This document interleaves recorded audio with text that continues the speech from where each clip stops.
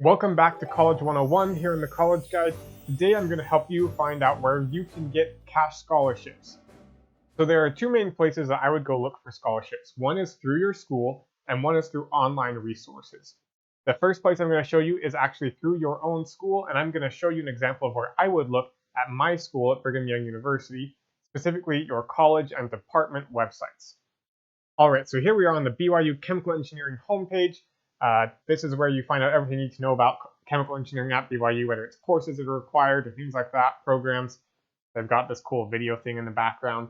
Well, if you take a look at this, if you're an undergraduate, they have a section for graduate students here. You come to undergraduate resources, and then you can see, if you come down here not too far, jobs, internships, and scholarships. You look in here, and they've got a bunch of useful information for scholarships. So it starts by talking about departmental scholarships. They award them every year. I was actually qualified for one of these, but they have a few different kinds. They have general scholarships. That's kind of just where you say, this is why I need the money. These are my grades. Maybe I think there was like an essay prompt, like a one-page essay, really not too crazy. There were a few other special ones. So for example, if you were doing research work, there might be funding to be a research assistant. Or this one, which was specifically for people returning from their missions, because BYU is it's sponsored by the church that sponsored my mission, and so it's for people who are returning to school right after that. So that is one place that you can look for scholarships, and this is my specific department, BYU Chemical Engineering. The other place I would look is at your college's website. So here you see this is the BYU Fulton College of Engineering and Technology. But again, same sort of thing. There's probably some sort of students tab. Again, wow, look, we do so much engineering and science here at BYU. If you scroll down, they've got a section for scholarships and fellowships. Again, you're probably looking for scholarships.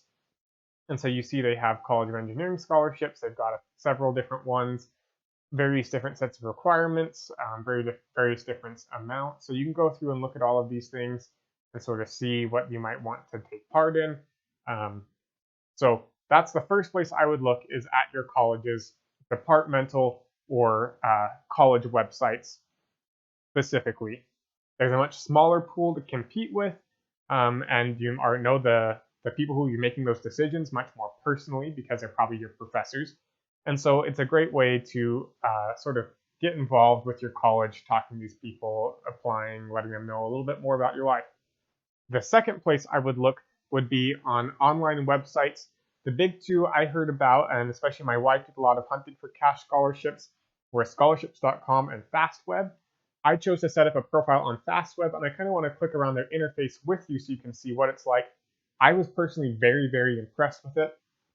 I didn't do a lot of hunting for cash scholarships during undergrad.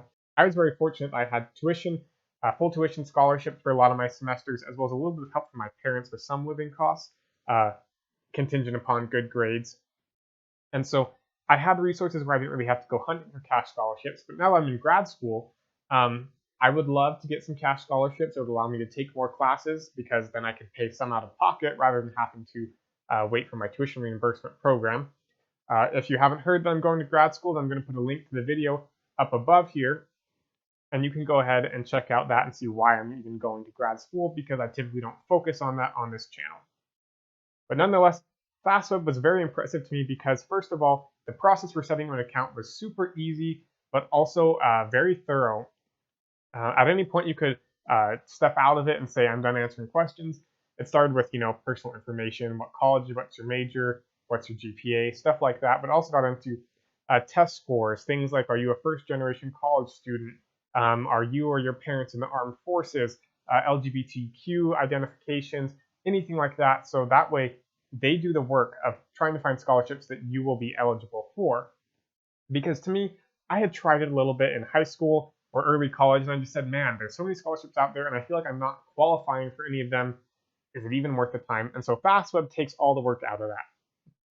So then if you go here to the scholarships tab, they have that nice summary there saying, wow, look at all the money we have for you. And then here they have 3 different tabs here under scholarships. They have the matches, the interested tab, and scholarships that you already have applied for. So I've gone through. They had found 53 matches for me. There were several I wasn't interested in. Some of them were a topic I felt like I wasn't really qualified to write a good essay about.